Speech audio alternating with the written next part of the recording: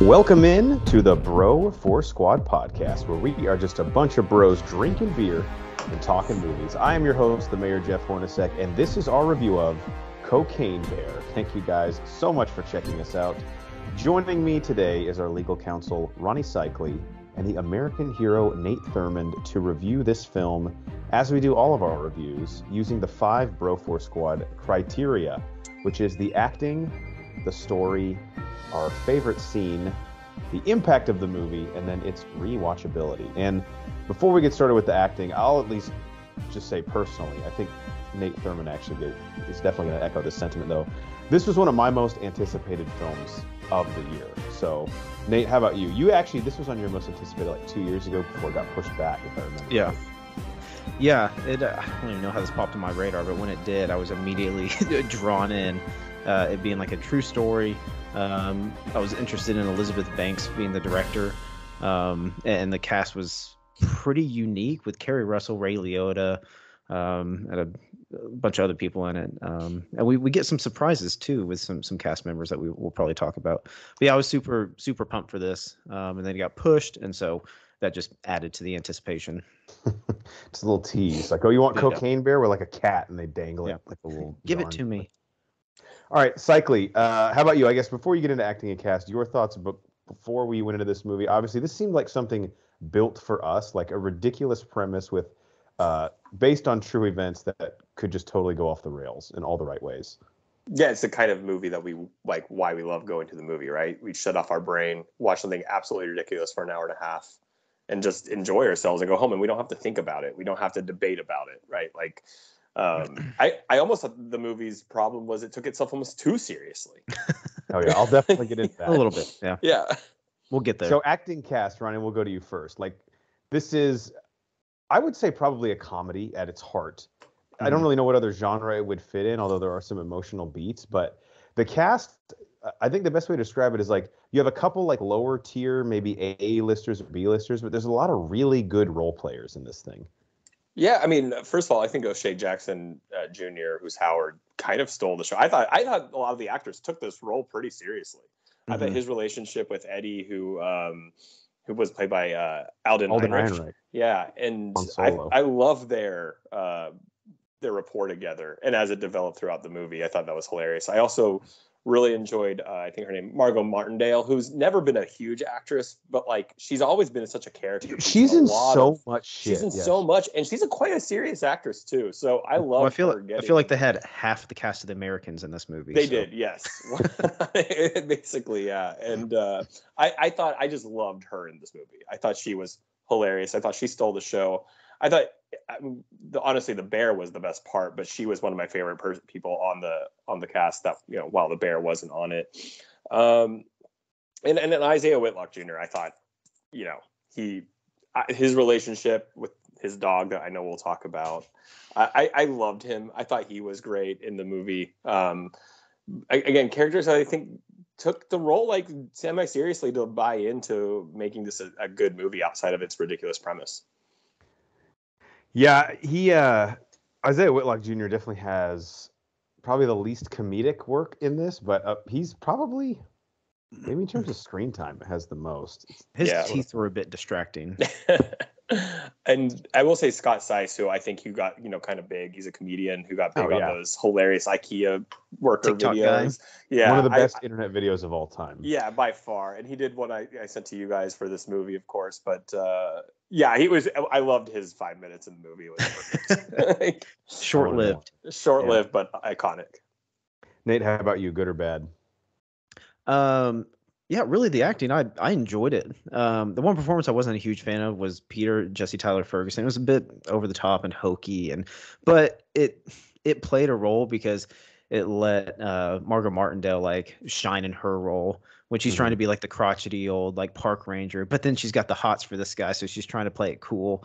I thought that was really well done, and then kind of like Cycli was saying, like she kind of stole the show. But everyone else, I really liked it. The kids in it that were kind of the main focus. I like them like playing kids, but having like adult thoughts and adult interactions. That's always funny to me. I mean, they literally did cocaine. Yeah, they literally did cocaine. Did your theater grow like with the amount of cocaine they put? Yeah, on it was like it was we were a all little- like, no. And as kids, you're like just calling each other's bluff. You're like, well, who's gonna? It's a game of chicken, basically. Who's gonna blink Yeah. first? Yeah, they're all trying to like act over their age. And yeah, I do cocaine. I've done it before on the streets for sure. And then cussing, was I mean always hilarious. I'm always for kids cussing. But yeah, overall like all the acting was great. I did have a few issues with like the movie, but I don't think the acting was really distracting or anything. For me, I mean, okay, the two big names, Kerry Russell. I love seeing her in anything, and she probably is the lead of this film, although she gets the least comedic work, if any at all. But the guy who I've kind of felt bad for him, like Alden Ehrenreich, ever since Solo came out. I mean, he's everyone's second favorite Han Solo, no matter how well he performs in that movie. Mm-hmm. And it's clearly been tough for him to find his footing in Hollywood, but I thought he was fucking hilarious in this. The guy who's like, he's grieving and you actually feel bad for him, but like the way he's going about it and just his whole life in general is so ridiculous. Like between having his dead wife or girlfriend's tattoo or name misspelled on a tattoo on his that was great. to like ordering a penne pasta at a dive bar with like nothing on it. He just wants the pasta. That's it. The way he was eating it was so tragic too. Yeah. Can I say one of my favorite lines based on his relationship when they're with the like, criminals in the mountain, the teenager. Yeah. And he's like breaking down and Howard doesn't care. He just, let's go get the cocaine. And I think the teenager says something like, lizards are good at listening. Humans are good at hearing. Like, it was the stupidest fucking line. And he's like, yeah, man, that hits deep. And Robin and I are just like losing it because it's the stupidest line. Yeah. I love the scene when the bear passes out on top of him and he refers to her as a she, and they go, how do you know she's a girl? And he goes, because her vagina is all over my ear. I can feel it on my ear. Yeah. All right, on to the story. I mean, I'll read it just because, but according to IMDb, an oddball group of cops, criminals, tourists, and teens converge in a Georgia forest where a huge black bear goes on a murderous rampage after unintentionally ingesting cocaine. I will say this before I turn it over to you, Nate. The issue I had with this movie was probably like really the first act. Like I think it starts with a lot of energy. It feels really kinetic. The opener with Matthew Rhys in an incredible cameo. And you see the bear kill the two hikers, and then things just really slow down. And I know they have to establish the characters and the one plot thread that they want to pull on, but I feel like we had I feel like we had like a 20-minute gap where we didn't even see the bear. And to me, in Cocaine Bear, that's what I showed up for. So I'm going to criticize story and plot here because we had too much of it. Fucking get it out, bro. It's a bear, it's cocaine, and it's like hilarity ensues because it's killing people in the woods. I think Elizabeth Banks is too competent of a filmmaker to have taken on this project, or at least what she wanted to do. What do you think? Yeah, I definitely agree with that. And we talked about it. We saw it together and we talked about it a little bit afterwards. But they like try and like do a little bit too much with the plot and the two different plot threads. Like you got the one like the mom trying to save the daughter and her friend out in the woods, and you have the detective chasing the kingpin drug guy. But yeah, it was a movie with those kind of threads going on, and then Cocaine Bear kind of came in and was sprinkled in randomly throughout there. I would have just liked some time like seeing the Cocaine Bear just like walk through the forest like on cocaine and see what he does. We saw a little bit of it at the beginning, like beating his head against the tree and everything. But yeah, like it slowed. Frat guy. Yeah, it slowed down a bit. Now credit to them because when Cocaine Bear showed up, he showed up. It paid off. Sorry. My bad. How do you know it's a she? Vagina was all over my ear. I can feel it.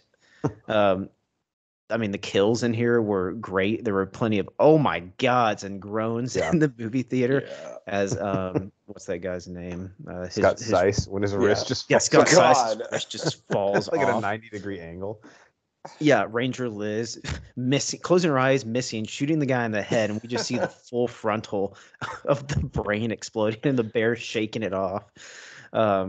Whenever the bear was in it, like I said, she brought it. I keep doing that. My bad. And I thought the CGI looked really good on the bear too. Yeah, like all things considered. Yeah, that was solid. But yeah, in some parts it was just a little slow. And Cocaine Bear, I'm looking for an hour and a half of cocaine fueled rampage, Right. and it kind of lacked a little bit there. Cycly, what do you think? Yeah, I completely agree. I honestly thought outside of the immediate opening scene, the first third of the movie and the last third of the movie, but really maybe the last, fifth of the movie were the slowest parts. That's where there was a slog. I mean, the middle part, the middle 80% was absolutely phenomenal. Like, I love that part. Like, we needed that to be the entire movie. I mean, yeah, you're getting the stupid kind of like Shaun of the Dead or Dale and Tucker and Dale versus Evil type movie, right? Like, you can do these kind of movies and go full blown into it. So I wish there had been more Cocaine Bear. I think you could, as much as I love her, like Hornacek said, like Kerry Russell's character, that storyline didn't really do it for me. I thought the kids were funny. I thought the boy was funnier, but he had more of a part.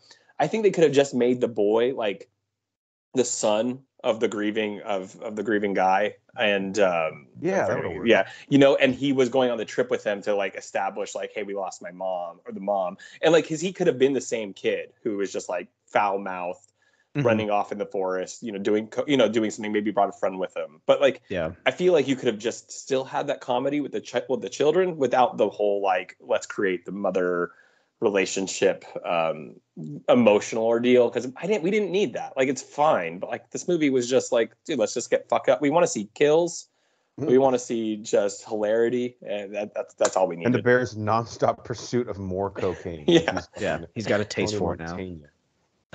I do think there was like a clearly intentional, but like a definite like nurturing idea here that Elizabeth Banks was sort of pushing, both between Isaiah Whitlock's character Cycling, like you said, the dog that he had, then between Ehrenreich and his like him basically being like widowed, and then obviously Kerry Russell and her daughter, and that of course runs like parallel to like the Cocaine Bear arc, quote unquote, at the end of the movie, and that's great. But this is really not the film that I think it just felt sort of like out of place, even though like I think it mattered to her in the film. I don't know. When the bear starts ripping people's limbs off and then it's like a mother-daughter rekindling, I'm like, well, what am I watching here?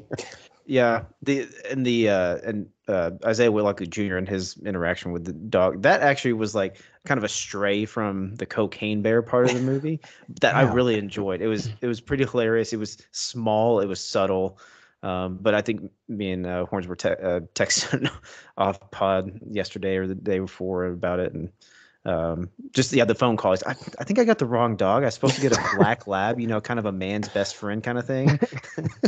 Well, and then, I'm gonna have to call you back. What kind of dog do you have? A border collie? Like to play fetch, I bet, didn't it? That's awesome. like what is he talking about? Because we haven't even met his dog yet. I did love his relationship too. I will say really quickly with the cop who ends up being an informant for the mob or whatever. But my favorite. Can we talk about that real quick, because it's weird. Scene, that whole plot thread, like, what is the point of that? It was no point, but I love the line when he goes, "The state of Tennessee trusted you. The United States of America trusted you." She's like, I know. He gets all patriotic. Yeah. It's completely pointless. It was just, I just love that line. Like, there's not even like an interaction between Ray Liotta's character and her. Like when she shows up, he's just like, "Oh yeah, you're supposed to be here. You're a dirty cop." Yeah. Like, nothing was explained. Like, it was pointless. It was pointless. There's another version of this movie out there where it's basically like The Departed, and she is like his. His informant in the police force. And you can get behind it. To see that someday. All right, moving on to best scene. Cycling, we'll let you go first. I really don't know how. I mean, maybe you guys will have a different one, but I just do not see how it can't be the ambulance scene. I mean, that whole between starting with the teenager getting shot in the head and the splattering on the bear, like you said, and then Scott Seiss running back into the ambulance, the way. Just the gory kills. That's what we wanted. That 5 minutes is what everyone paid their ticket money for, right? Like the dramatic. Oh my God, guys! The way Margot died, the way she was pulled up. Bear, that was so cringy. Just sitting there and like I could feel the entire theater. I love movies. Like the whole reason going to a movie theater is just like the whole theater is experiencing the same ridiculousness you are, and everybody groaned. Everyone was like, "Oh!" There was a moment at least I think Nate said this out loud in the theater. At the very end, when Kerry Russell and her daughter and her friend are like walking by the ambulance, you're like, please don't look at her face. Yeah, don't Yeah. look. I don't want to see this. The way they all died, it was. I mean, again, Slot Size it was perfect. What a great cameo for him to be in this film. But the way she died, I don't know that I wanted that for an hour and a half. Yeah, exactly. Yeah. Hey, regardless, I think the Scott Seiss scene was going to be my favorite. Nate, how about you? I mean that one is obviously up there, the whole ambulance scene. But I think the whole pavilion scene, once everyone gets there, the cop gets there, you get a lot there, and you get a lot of funny moments. You get like the tension between them, but one of the first ones was when he shoots his fingers off, and it's two fingers that aren't even touching. He's like, I know that was those hilarious. fingers aren't even next to each other. How the hell does that happen? The pinky And then- the middle finger, right?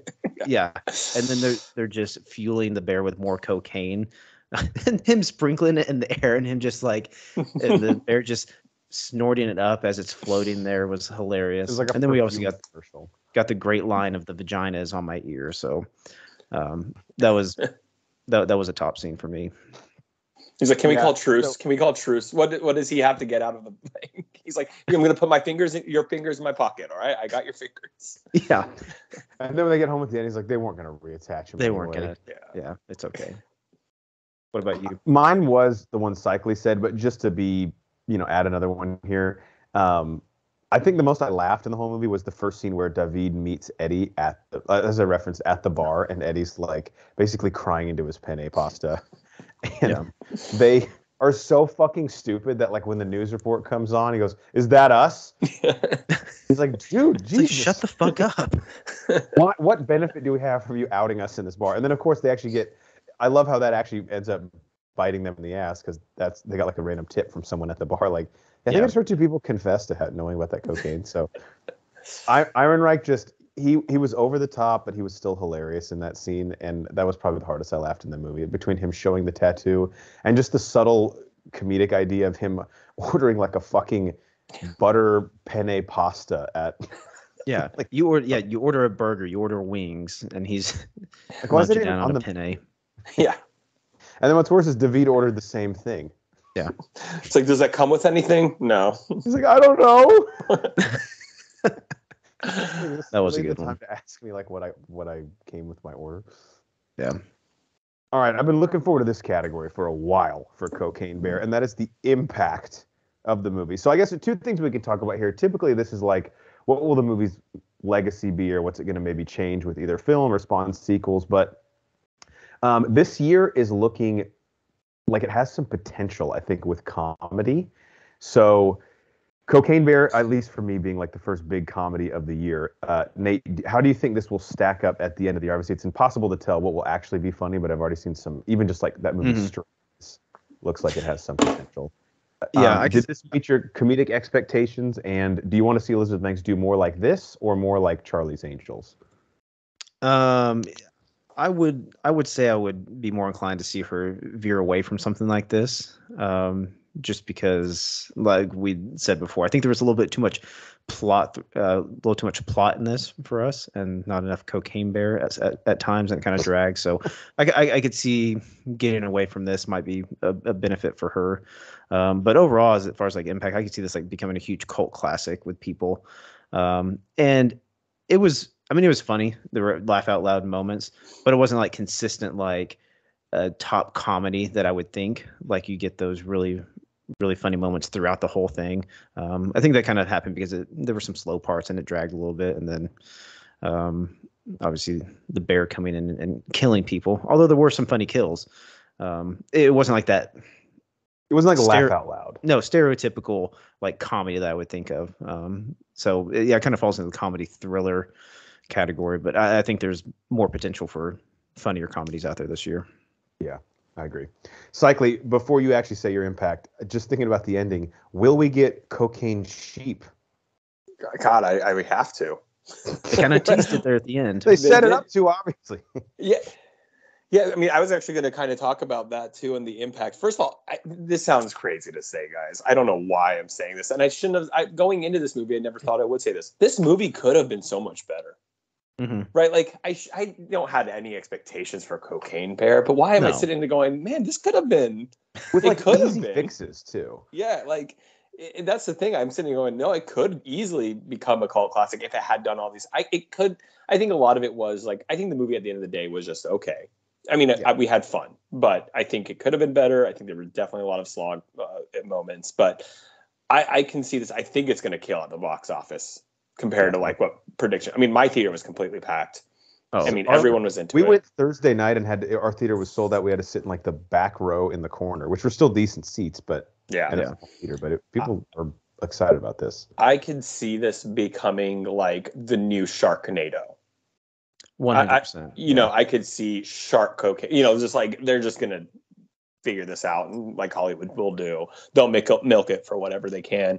Now, maybe they'll learn from the moments where they could have made this better, and maybe the next one will be better, and then it will really, you know, just be terrible.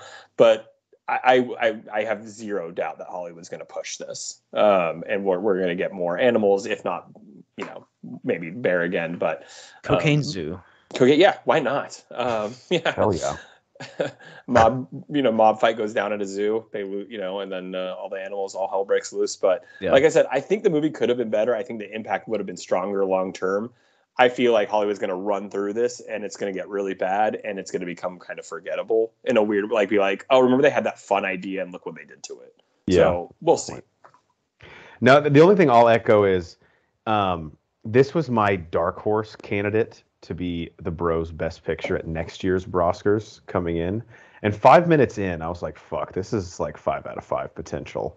Then things really slowed down and we got bogged down into like meeting characters and establishing relationships. And I think this thing, Elizabeth Banks, I think she liked the idea. I don't think she loved the idea of Cocaine Bear. Like, you have to fully embrace this thing because she is, and I mean all these actually as compliments. This just, I don't think was a perfect marriage between her and this film because she is a really good storyteller. You can tell from this.